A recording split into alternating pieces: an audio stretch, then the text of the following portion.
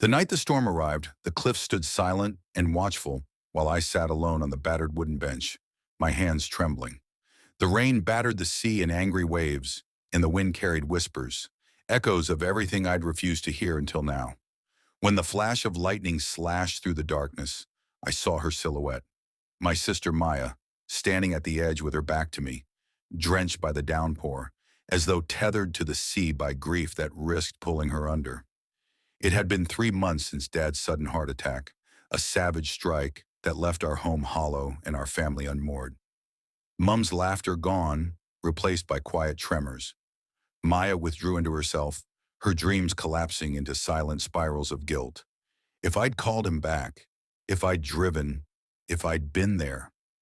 And me, only 19, newly arrived in the city for college, caught between ambition and responsibility. A shame that my heart still yearned for life beyond the hospital visits and condolence visits and empty chairs at the dinner table. That night, I resolved I would reach Maya. She'd slipped into a silence so deep I feared she might vanish in it. But how to pull someone out when every word felt inadequate and every apology too late? The bench became our battleground and the storm our confessional. Maya, I called softly over the wind. She didn't turn. The rain soaked her hair, her shoulders hunched as though carrying a heavy secret. Please, talk to me. She finally turned, her eyes red and luminous in the flash of lightning. What's left to talk about? She asked. He's gone.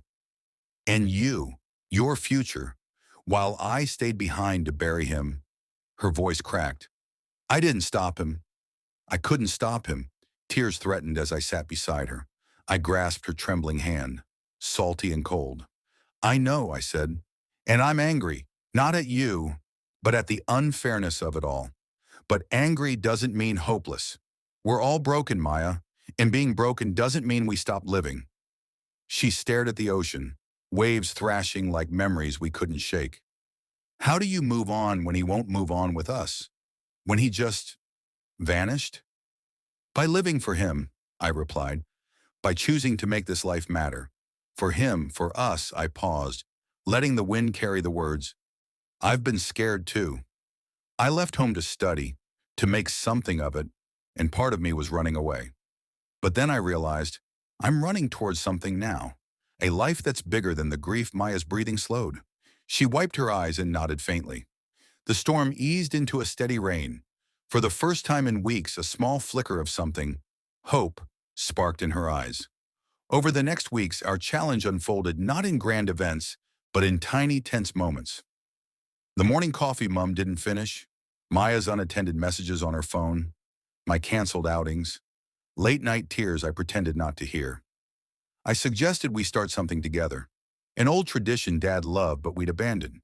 Weekend hikes to the hills outside our city, just like when we were kids before responsibilities swallowed us. Maya hesitated, then agreed. The first hike felt awkward, our legs stiff from disuse, our conversation halting. But when we reached the summit at dawn, the haze lifting, we sat on a boulder overlooking the valley. The sun broke through clouds and painted our world gold. Maya stretched out a hand. I held it. She whispered, I miss him so much. I answered, so do I. Let's miss him together.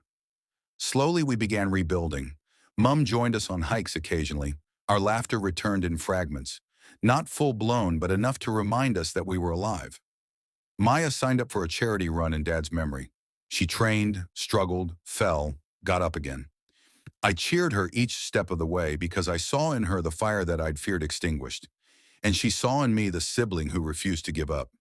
At college, I wrote a paper about loss, not just personal grief, but how people who've lost everything still attempt to build anew.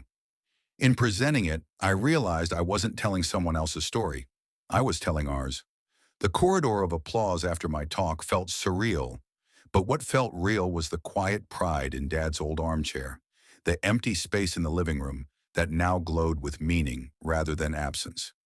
One evening, as autumn leaves whirled outside our window, Maya and I transformed Dad's study into a memory nook. We laid out his photos, his favorite jacket, his books. We lit a candle. We shared stories, funny ones, embarrassing ones that made us cry. We didn't pretend the pain had vanished. We just invited it to sit beside us, as part of our lives now.